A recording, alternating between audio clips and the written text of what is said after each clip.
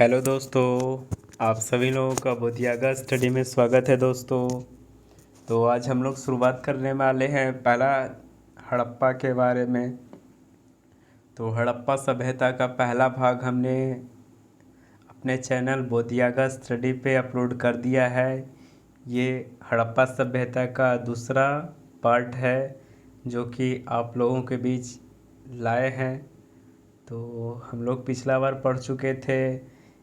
Last था हम लोगों का एक सिंह वाला गैंडा जो कि हड़प्पा काल का प्रचलित पशु था। यहाँ तक हम लोग पढ़ चुके हैं। नेक्स्ट अब शुरुआत करते हैं। हाँ, तो शुरुआत करते हैं। आज का टॉपिक हड़प्पा सभ्यता है। तो बात करते हैं, हड़प्पाई लोग सूती एवं ऊनी वस्त्र का प्रयोग करते थे। हड़प्पाई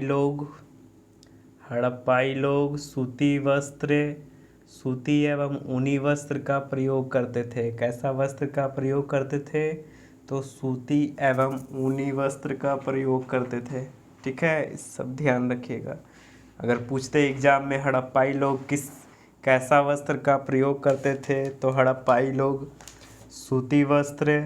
सूती और ऊनी वस्त्र का प्रयोग करते थे। सूती वस्त्र का प्रयोग से यह पता चलता है कि हड़प्पा के लोग कपास की खेती करते थे। सूती वस्त्र के उपयोग से पता चलता है कि हड़प्पाई लोग कपास की खेती करते थे। ठीक है, ध्यान रखिएगा इसको। तो नेक्स्ट आगे बढ़ जाते हैं। विश्व में पहली बार कपास की खेती हड़प्पावासी के लोगों ने किया था। अगर पूछे विश्व में सबसे पहले कपास की खेती कौन किया था, तो विश्व में सबसे पहले कपास की खेती हड़प्पाई लोगों ने किया था। कपास की खेती के कारण ही मेसोपोटामिया के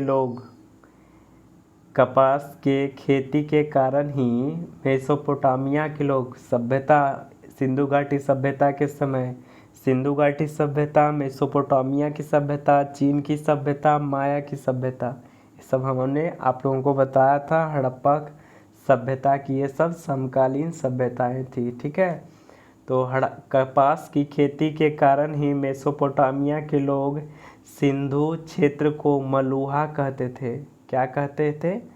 सिंधु क्षेत्र को मलुहा कहते थे। कपास की खेती के कारण ही मेसोपोटामिया के लोग सिंधु क्षेत्र को क्या कहते थे? मेलुहा। ये इम्पोर्टेंट है।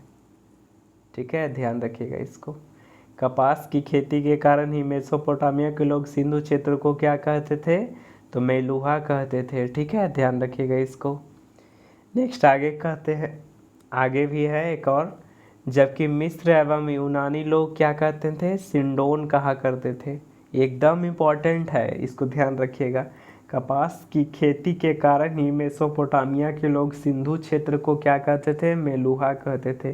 कपास की खेती के कारण ही मेसोपोटामिया के लोग सिंधु क्षेत्र को क्या कहते थे? मेलुहा कहते थे। जबकि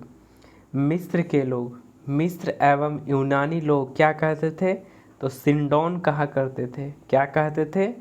सिंडोन कहा करते थे। ठीक है, हड़प्पा काल में पर्दा प्रथा के साथ साथ वेश्यावृत्ति का भी प्रचलन था। हड़प्पा काल में पर्दा प्रथा के साथ साथ वेश्यावृत्ति का भी प्रचलन था। ठीक है, ध्यान रखिएगा इसको। चलिए नेक्स्ट आगे बढ़ जाते हैं। सैंधववासी अगर पूछ दे कि सिंधु घाटी सभ्यता के लोग लेन देन के लिए, खरीदारी के लिए किस चीज़ का उपयोग करते थे? मुद्रा का उपयोग करते थे? तो नहीं। सैंधववासी लेन देन के लिए वस्तु विनिमय प्रणाली का प्रयोग करते थे। सैंधववासी लेन देन के लिए वस्तु विनिमय प्रणाली का प्रयोग किया करते थे। कैसा प्रयोग किया करते थे? तो वस्तु विनिमय प्रणाली का प्रयोग किया करते थे। ठीक है, इसको ध्यान रखिएगा। नेक्स्ट आगे बढ़ जाते हैं। माप तौल की इकाई हड़प्पा काल में 16 के अनुपात में था। माप तौल की इकाई हड़प्पा काल में 16 के अनुपात में था। माप तौल की इकाई हड़प्पा काल में 16 के अनुपात में था। ये सब एकदम इम्पॉर्टेंट है, इस सब को ध्यान रखिएगा। सैंधावासी लेन देन के लिए कैसा उपयोग करते थे? वस्तु विनिमय प्रणाली का प्रयोग करते थे। माप तौल की इकाई हड़प्पा सभ्यता में 16 के अनुपात 16 के रेशियो में 16 के रेशियो में था। चलिए नेक्स्ट आगे बढ़ जाते हैं। हड़प्पाई लोग मिठास के लिए यानी मीठा के लिए किस चीज़ का उपयोग करते थे? तो शहद का उपयोग करते थे। हड़प्पाई लोग मीठा के लिए किस चीज़ का उपयोग करते थे? शहद का उपयोग करते थे। ठीक है, ध्यान रखिएगा इसको। चलिए नेक्स्ट आगे बढ़ जाते हैं।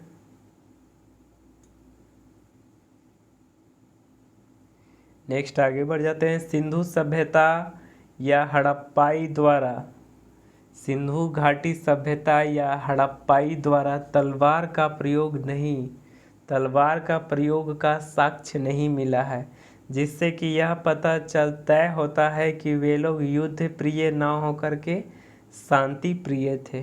ठीक है, सिंधु घाटी सभ्यता के लोग या फिर हड़प्पाई लोग द्वारा सिंधु घाटी सभ्यता या हड़प्पाई लोगों के द्वारा तलवार का प्रयोग का साक्ष्य नहीं मिला है, जिससे यह तय होता है कि वे लोग युद्ध प्रिय न होकर के वे शांति के प्रिय थे। ठीक है, ध्यान रखिएगा। तो हड़प्पाई वासी लोग निम्नलिखित से परिचित थे। अगर पूछ दे एग्जाम में हड़प्पाई लोग कौन कौन से धातु से प्रचलित या परिचित थे, तो ध्यान रखिएगा। सोना से परिचित थे, चांदी से परिचित थे, तांबा से परिचित थे, सीसा से परिचित थे, टीना से परिचित थे। तो ध्यान रखिएगा, सिंधु घाटी सभ्यता के लोग लोहा से परिचित नहीं थे।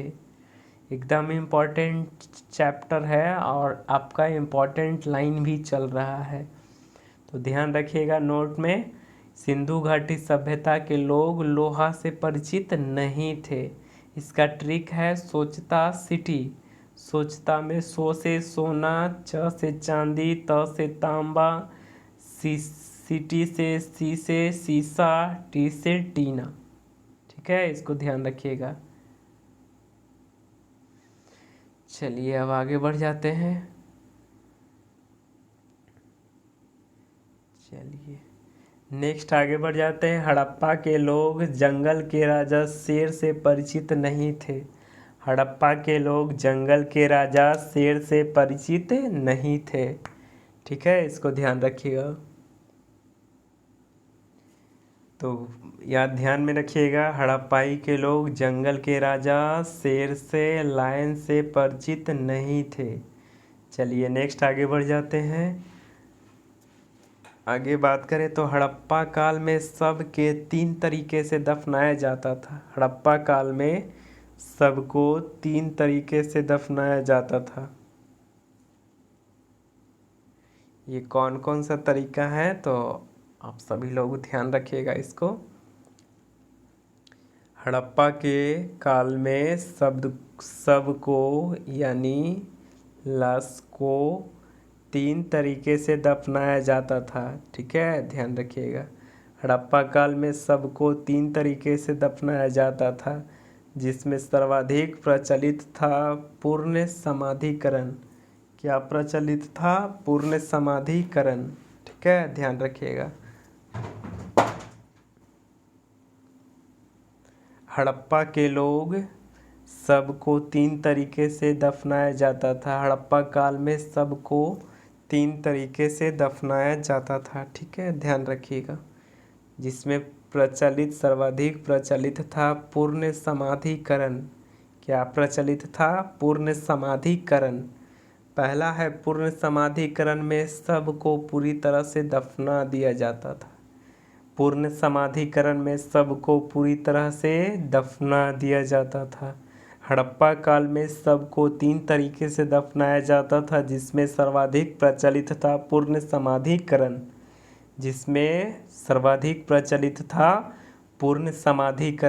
जिसमें पहला है पूर्ण समाधिकरण में सबको पूरी तरह से पूर्ण समाधिकरण में शव को पूरी तरह से दफना दिया जाता था। ठीक है, ध्यान रखिएगा इसको। चलिए आगे बढ़ जाते हैं।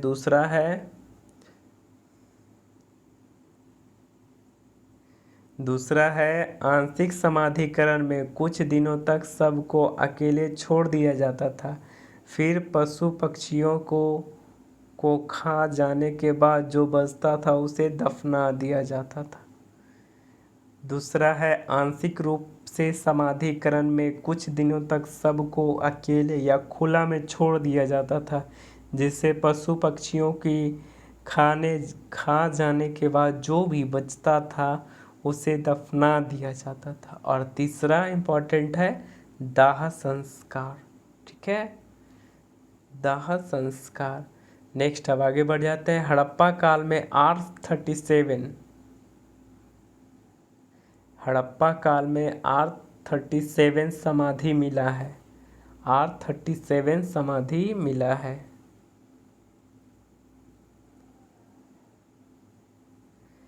नेक्स्ट आगे बात कर लेते हैं। हड़प्पा काल में R37 समाधि मिला है। हड़प्पा काल में R37 समाधि मिला है, जो कि विदेशी कंकाल के नाम से जाना जाता है। हड़प्पा में R37 समाधि मिला है, जो विदेशी कंकाल के नाम से जाना जाता है। 57 कब्र में से 37वां नंबर अलग था। ठीक है, हड़प्पा में R37 रॉ पंक्ति R37 समाधि मिला है, जो विदेशी कंकाल के नाम से जाना जाता है। अगर पूछ दे एग्जाम में विदेशी कंकाल से कौन सा नंबर का समाधि जाना जाता है, तो R37 नाम का जो समाधि है वो विदेशी कंकाल के नाम से जाना जाता है। ठीक है, ध्यान रखिएगा इसको।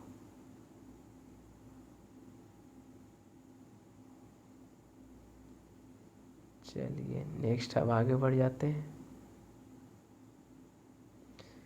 चर्चित पशु की बात करें, चर्चित पशु कौन कौन से थे हड़प्पा काल के, तो हड़प्पा काल के चर्चित पशु में से थे पहला नंबर कुबड़ वाले सांड। कौन थे? कुबड़ वाले सांड, जो कि पूजनीय पशु कहलाते थे। क्या कहलाते थे? पूजनीय पशु कहलाते थे। ठीक है, ध्यान रखिएगा इसको।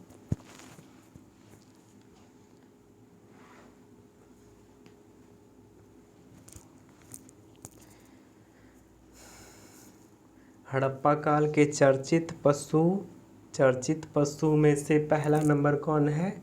कुबड़ वाले सांड, जिसे पूजनीय पशु माना जाता था। दूसरा है एक सींग वाले गैंडा, यूनिकॉर्न। एक सींग वाले गैंडा सबसे प्रचलित पशु थे। तीसरा पूजनीय देवता। अगर चर्चित पशु में बात करें तो कुबड़ वाला सांड पूजनीय पशु, एक सिंह वाला गैंडा जिन्हें यूनिकॉर्न कहते हैं। अगर पूजनीय देवता की बात करें तो पशुपति शिव, आदि शिव थे। कौन थे? आदि शिव थे। ठीक है, ध्यान रखिएगा इसको। नेक्स्ट आगे बढ़ जाते हैं। धरती की मूर्ति किन्हें कहा जाता है? तो उर्वरकता की देवी को कहा जाता है। किन्हें कहा जाता है? उर्वरकता की देवी कहा जाता है। धरती की मूर्ति को क्या कहा जाता है? उर्वरकता की देवी कहा जाता है।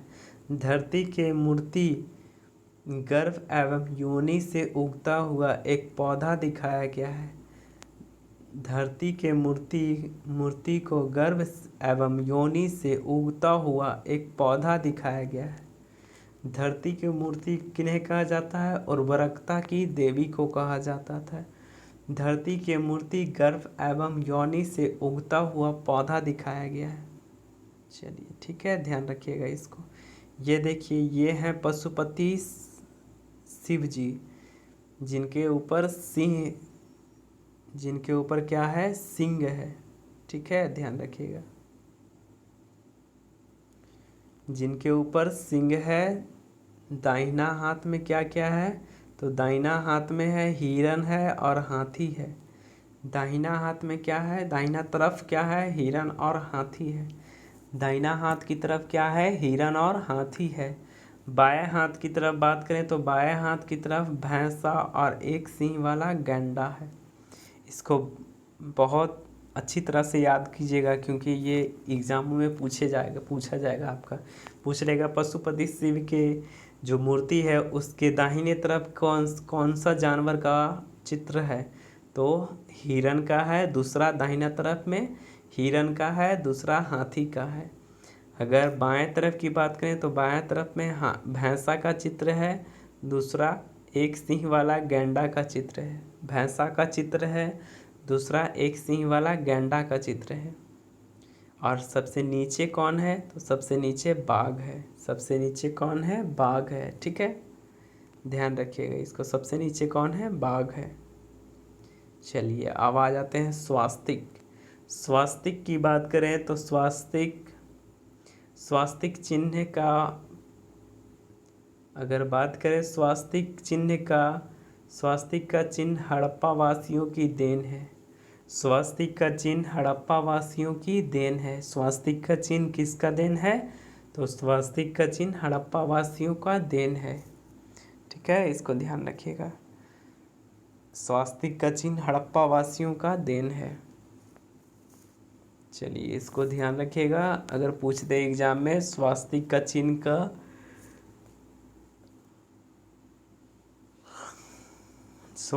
चिन्ह का किसका देन है, तो हड़प्पा वासियों की देन है। इसका प्रयोग वे लोग सूर्य की उपासना के लिए किया करते थे। इसका प्रयोग वे लोग सूर्य की उपासना के लिए प्रयोग किया करते थे।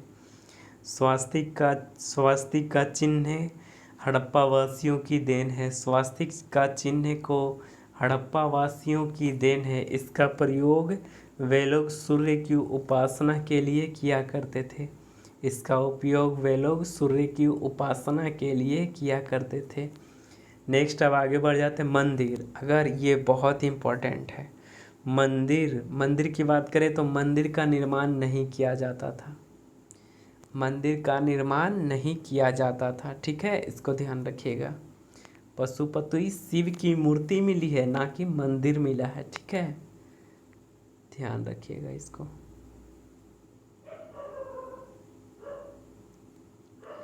चलिए नेक्स्ट आगे बढ़ जाते हैं। आगे बात करते हैं बैलगाड़ी या भैंसा गाड़ी, दो पहिया वाहन या चार पहिया वाहन का प्रयोग यातायात के साधन के लिए किया करते थे। यातायात के साधन के लिए किया करते थे। किसके लिए प्रयोग किया करते थे, यातायात के साधन के लिए प्रयोग किया करते थे। चलिए ठीक है, ध्यान रखिएगा इस सबको। नेक्स्ट अब आगे बढ़ जाते हैं। आगे बढ़ने से पहले बता देते हैं, आप सभी लोगों से विनती है या निवेदन है कि आप सभी लोग कमेंट सेक्शन में जवाब ज़रूर दिया करें। वीडियो कैसा लगा, कैसा नहीं लगेगा, या इसमें क्या सुधार किया जाना चाहिए, या कौन से टॉपिक पे वीडियो चलाना चाहिए, आप सभी लोग इस बारे में बताएंगे। ठीक है, चलिए शुरुआत करते हैं। अगर मनोरंजन का साधन की बात करें, हड़प्पावासी लोग मनोरंजन के लिए क्या क्या किया करते थे, तो हड़प्पावासी के लोग मनोरंजन के लिए मछली पकड़ना उनका मनोरंजन का साधन था। दूसरा शिकार करना मनोरंजन का साधन था। तीसरा पशु पक्षी को लड़ाना मनोरंजन का साधन था। नेक्स्ट आगे है पासा खेलना। क्या है, पासा खेलना। इसके नेक्स्ट आगे है चौरस खेलना। और शतरंज का कहाँ से मिला है, तो एक मिला है लोथल से। कहाँ से मिला है बताइएगा इसको, हमने पिछले वाले वीडियोज में हमने बताया था आपको, तो हमको आप बताएंगे। ठीक है, हमको आप बताएंगे कि शतरंज से भी परिचित थे हड़प्पावासी लोग। तो इसका साक्ष्य कहाँ से मिला है, तो इसका साक्ष्य मिला है लोथल से। शतरंज का साक्ष्य मिला है, लिख देते हैं यहाँ शतरंज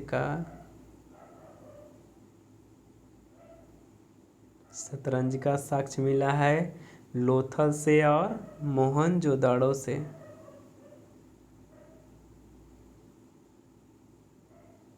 लोथल से और कहाँ से मिला है? मोहनजोदड़ो से मिला है। ठीक है, इसको ध्यान रखिएगा। चलिए ध्यान रखिएगा इसको।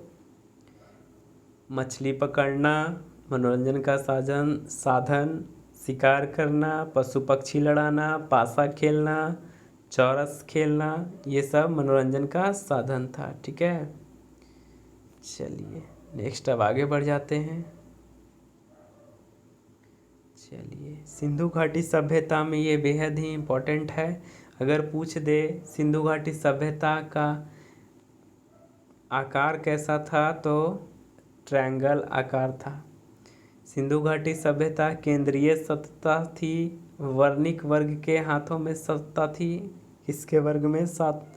वणिक वर्गों के हाथों में सत्ता थी। यानी वणिक वर्ग कौन थे? व्यापारी वर्ग थे। केंद्रीय सत्ता कैसी थी? तो वणिक वर्ग के हाथों में सत्ता थी, व्यापारिक वर्ग जिन्हें कहते हैं।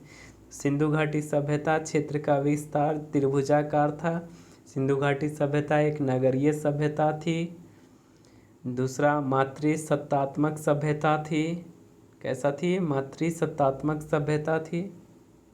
ठीक है, ध्यान रखिएगा। और सामाजिक पद्धति एवं उचित समतावाद था।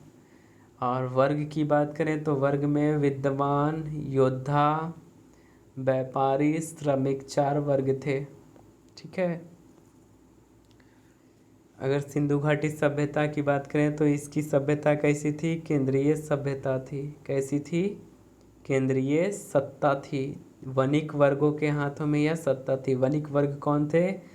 व्यापारी लोग थे। सिंधु घाटी सभ्यता का विस्तार त्रिभुजाकार।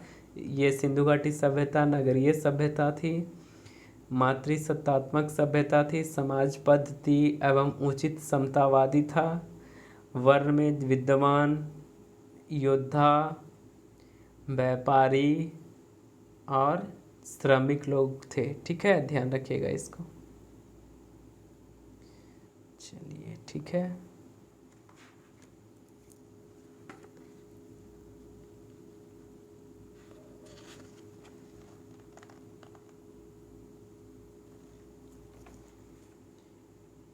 नेक्स्ट अब आगे बढ़ जाते हैं।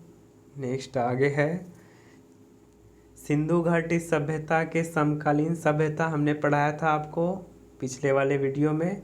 तो सिंधु घाटी सभ्यता के समकालीन सभ्यता थी कौन? चीन की सभ्यता थी। दूसरा मिस्र की सभ्यता थी। तीसरा मेसोपोटामिया की सभ्यता थी। चौथा माया की सभ्यता थी, जो कि मैक्सिको की सभ्यता थी। ठीक है, ध्यान रखिएगा इसको।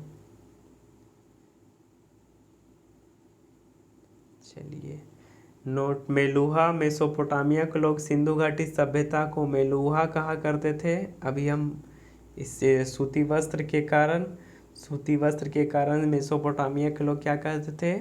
मेलुहा कहते थे। ठीक है, और सिंडन कौन कहते थे? तो सिंडन शब्द कैसे बना है? तो सिंधु से बना है। सिंधु से बना सिंडन। तो सिंडन कौन कहा करते थे? तो ग्रीक यूनान के लोगों ने सिंधु घाटी सभ्यता को सिंडन कहा है। ये सब ध्यान रखिएगा, ये सब एग्जाम में पूछा जाएगा आपको। ये सब आपको एग्जाम में पूछा जाएगा, तो ध्यानपूर्वक पढ़िएगा और बताइएगा। तो मेलुहा कौन कहा करते थे? मेसोपोटामिया के लोग सिंधु घाटी सभ्यता को मेलुहा कहा करते थे। दूसरा सिंडन, सिंधु घाटी, सिंधु से नाम पड़ा सिंडन। ग्रीक या यूनान के लोग द्वारा सिंधु घाटी सभ्यता को सिंडन कहा जाता था। क्या कहा जाता था? सिंडन कहा जाता था। ठीक है, ध्यान रखिएगा इसको। चलिए नेक्स्ट आगे बढ़ जाते हैं। हड़प्पा सभ्यता में प्रचलन था।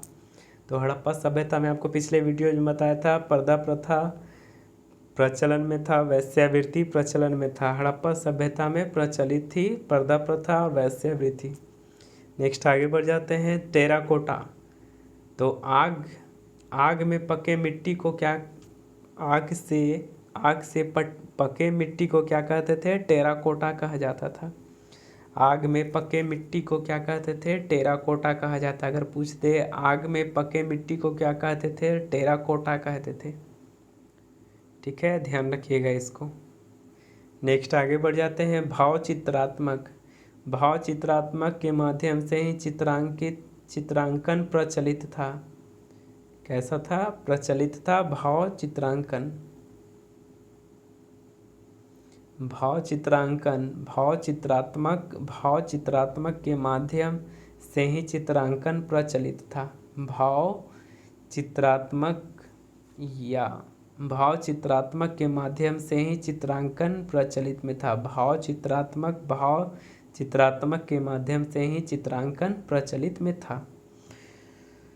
तो हड़प्पा सभ्यता का दूसरा भाग है। इससे आगे भी अगला भाग आएगा जो कि और बेहद ही इम्पोर्टेंट है और ही जटिल प्रश्न है, जो कि कोई भी एग्ज़ामों में आपको ये ज़रूर पास करवाएगा इतना पढ़ लेने के बाद। तो आज का टॉपिक हम लोग यहीं तक रखते हैं। चैनल को लाइक कीजिएगा, सब्सक्राइब कीजिएगा, दोस्तों में बांटिएगा। ठीक है, बुद्धियागा स्टडी को ज़्यादा से ज़्यादा सब्सक्राइब कीजिएगा। तो आज का टॉपिक यहीं तक रखते हैं। थैंक यू, धन्यवाद।